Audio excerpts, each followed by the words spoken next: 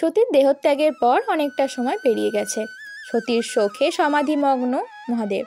কিন্তু শিব আর সতী যে অবিচ্ছেদ্য, তাদের সম্পর্ক জন্ম জন্মান্তরের। তাই দক্ষ যজ্ঞে শরীর ত্যাগ করে পর্বতরাজ হিমালয়ের গৃহে গিয়ে হিমালয় আর মেনকার মেয়ে পার্বতী হিসেবে পুনর্জন্ম নিলেন সতী। পার্বতীর জন্ম হতেই সব ধরনের সিদ্ধি সমৃদ্ধি এলো হিমালয়ে। রূপে গুণে শ্রেষ্ঠ এই মেয়ে পর্বতরাজের কাছে বড় হতে লাগলো। মৃত্যুর সময়ে দেবী সতী শ্রীহরির কাছে প্রার্থনা করেন, হে বৈকুণ্ঠেশ্বর, আমার জন্ম যেখানেই হোক না কেন, ভগবান শিবের চরণে যেন আমার নিত্য অনুরাগ থাকে। পার্বতীর ভিতরেও পূর্বজন্মের স্মৃতি জেগে উঠল। অতি অল্প বয়সেই দিব্যবাণী শুনলেন তিনি, কঠোর তপস্যা করো, তবেই তাকে পতি হিসেবে পাবে, না হলে তাকে পাওয়া যাবে না। এই শুনে পার্বতী ভাবলেন, মহাদেব তো পূর্বজন্মে আমাকে হারিয়ে কত দুঃখ করেছিলেন, জন্মান্তরে তিনি কি আমাকে পত্নী হিসেবে গ্রহণ করবেন না? একবার পার্বতীকে দেখতে হিমালয়ের ঘরে এলেন দেবর্ষী নারদ। পর্বতরাজ ধন্য হয়ে তাকে স্বাগত জানালেন। পার্বতী ও মেনকা নারদকে প্রণাম করলেন এবং জিজ্ঞেস করলেন তাদের মেয়ের ভবিষ্যৎ সম্বন্ধে। তখন মুনিবর বললেন, গিরিরাজ, আপনার মেয়ে সব গুণের অধিকারী, শুভ লক্ষণ যুক্তা। তিনি পতির অত্যন্ত প্রিয় হবেন, কন্যা সৌভাগ্যবতী হবেন এবং ইনি পিতা মাতার যশ বাড়াবেন। আপনার মেয়ে উমা নামে পরিচিত হবেন। এবার ভাগ্যের মন্দ দিকটাও বলি, কন্যার পতি হবেন মাতা পিতাহীন, মানহীন, নেশামগ্ন, নগ্ন, অদ্ভুত বেশ সম্পন্ন। তবে যেসব দোষযুক্ত বরের কথা আমি বললাম, সেই সব লক্ষণই মহাদেবের মধ্যে আছে। কাজেই আপনার মেয়ের জন্য শিবশম্ভুর থেকে ভালো পাত্র ত্রিভুবনে নেই।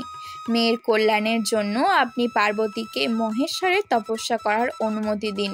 পার্বতী এবার ধীরে ধীরে কিশোরী রূপে পরিবর্তিত হতে থাকলেন। শিবের প্রতি তার অনুরাগও ধীরে ধীরে বাড়তে লাগলো। ইতিমধ্যে অনেকটা সময়ই প্রায় পেরিয়ে গেছে। মহেশ্বরের ধ্যান সমাধি তখনও ভাঙেনি। একদিন পার্বতী বাবা মার অনুমতি নিয়ে তাকে বর হিসেবে পাওয়ার জন্য তপস্যা করতে অন্যত্র গেলেন।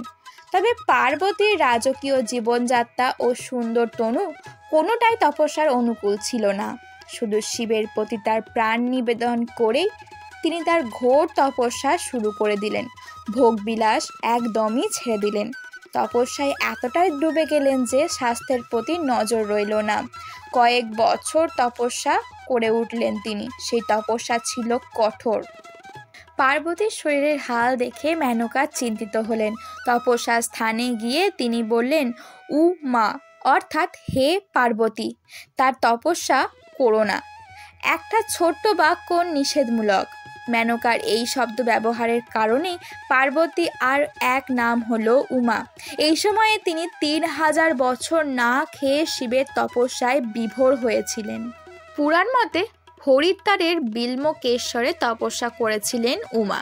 তপস্যায় খুশি হয়ে মহাদেব আবির্ভূত হন সেখানে এবং পার্বতীকে বিয়ের কথা দেন। সেই সময় সেখানে একটা বেলগাছ ছিল। সেই গাছের মধ্যে থেকেই আবির্ভূত হন মহেশ্বর। বেলগাছ থেকে তার আবির্ভাব হয় বলে শিবলিঙ্গের নাম বিল্বকেশ্বর। স্কন্দ পুরাণের এই কাহিনী বিল্বকেশ্বর মহাদেব মন্দিরের সামনে একটা স্তম্ভের মধ্যে লেখা আছে। মাঝারি উচ্চতার ডিম্বাকৃতি বিল্বকেশ্বর শিবলিঙ্গের প্রায় 3.5 ভাগ পিঙ্গল বর্ণ, বাকি ওপরের অংশ গাঢ় খয়েরি রঙের। সতীর দেহত্যাগের পর পরজন্মে শিব পার্বতীর মিলনের পথ মসৃণ ছিল না। পার্বতী এবং শিব একে অপরের পরিপূরক ও অভেদ। পার্বতীর ত্যাগ, বৈরাগ্য, ব্রহ্মচর্য, কঠোর তপস্যা, এমনকি মদন ধ্বংসের মতন নানা ঘটনার ভিতর দিয়েই শেষ পর্যন্ত হরগৌরীর মিলন ঘটে। সেই জন্য এই শিবরাত্রিকে মহাশিবরাত্রি বলা হয়। এরপর সকল দেবতাদের উপস্থিতিতে মেনকা এবং হিমালয়ের গৃহে হর এবং পার্বতীর বিবাহ সুসম্পন্ন হয়। এরপর তারকাসুরকে বধ করবার জন্য উৎপন্ন হয় সেই দৈব সন্তান কার্তিকের। সেই ঘটনা থাকবে পরের কোনো একটি এপিসোডে। ততক্ষণের জন্য আপনারা দেখতে থাকবেন আমাদের এই পৌরাণিক কথা চ্যানেলটিকে এবং পাশে থেকে সাবস্ক্রাইব করে লাইক করবেন। রাধে রাধে।